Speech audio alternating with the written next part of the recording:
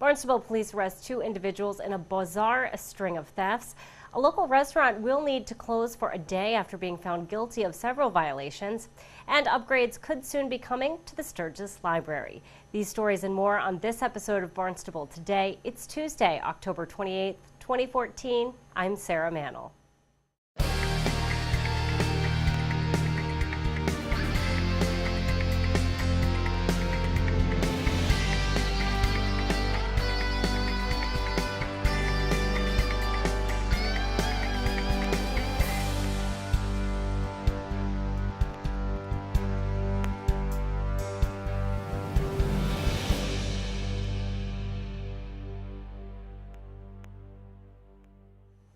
Barnstable police arrest a 5th suspect from the recent home invasion on Miramar Road in Hyannis.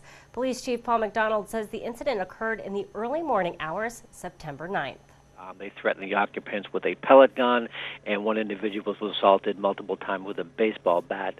That night, during the night of the incident, 4 individuals were arrested that night.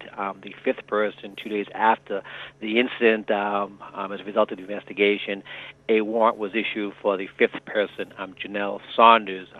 Basically, she's homeless. She's been couch surfing all over Hyannis for the last several weeks.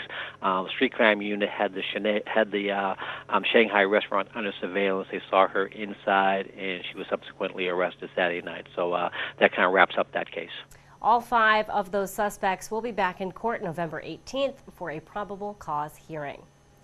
Well, a string of thefts at Marshall's in Hyannis leads to 2 arrests. Police Chief Paul McDonald says managers recently noticed an uptick of larcenies at the store. They did not know when it was occurring.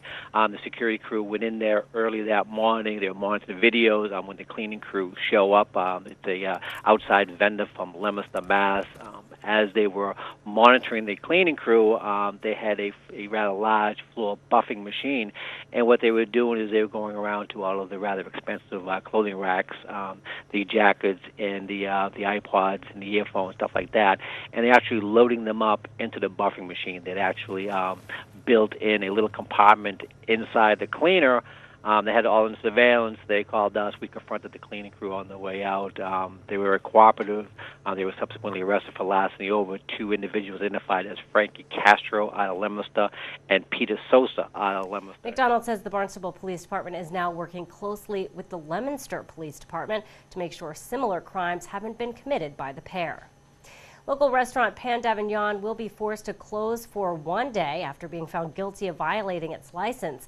Barnstable Police Officer Stephen Marr talked about the violations during a licensing authority meeting held Monday. On August 7th of 2014, which was a Wednesday into a Thursday, at about 12:30 in the morning, I was dispatched to Pan d'Avignon for a report of a noise violation. The reporting party, who lived on Ridgewood Ave, had actually gotten into her vehicle after hearing the noise from within her house, driven around and located the source of the music at Pan d'Avignon. When I arrived to the area of Pan d'Avignon, I parked about 300 feet away, and at that point I could still hear music coming from the area of the restaurant. As I walked up to the area of the restaurant, I noticed in the parking lot that there was a band set up inside the parking lot, and there were several pieces of band equipment on the stage, including a full drum kit, electric guitars, microphones, and amplifiers. I also observed that there was music coming from speakers that were located on the outside of the building. I further observed that members of the band were standing around the equipment and appeared to me to be on a break, but were not playing. While standing in the parking lot, I also observed that there were several people standing in the parking lot, at least 3 of which that had what appeared to me to have alcoholic drinks in their hands. One of them was at least a beer bottle.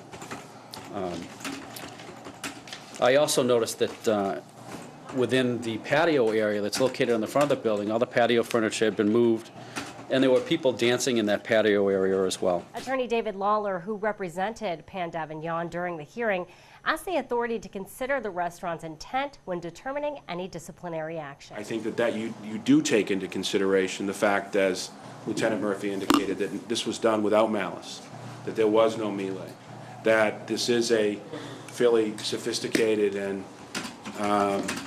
wonderful place, and that these were, and with respect to the alcohol, I actually went to the premises and walked it and tried to figure out what happened. And it has been taken care of. But what apparently happened is that the patio was separated by bushes, and one of the band members actually walked through a bush, didn't go out and it went to their car to load up the van and had a beverage in their hand. Again, I'm not disputing it. And that's how it happened. It's our fault. We understand that. Ultimately, the licensing authority voted to suspend Pan d'Avignon's operating license for a period of 1 day. 1 day will be held in the event of any future violations. The Sturgis Library could soon be able to upgrade its archival space.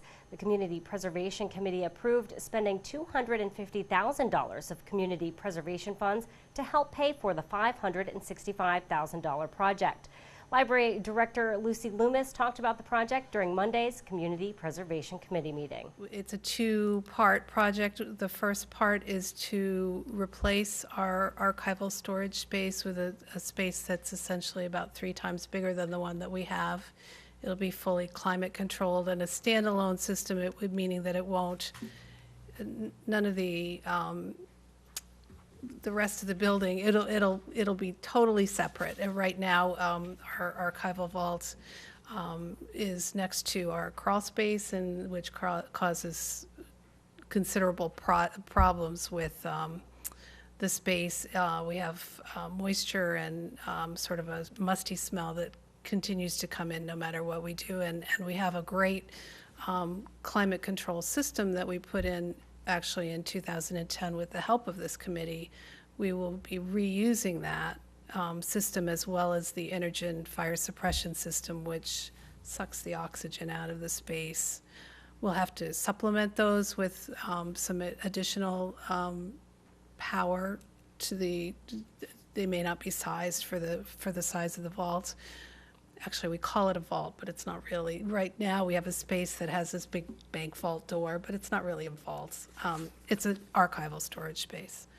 So the new space will house our existing collections as well as collections that we haven't yet cataloged and don't fit into the space. I included a picture of the overflow. The Community Preservation Committee unanimously approved the project. That funding request will now go before Town Council for final approval.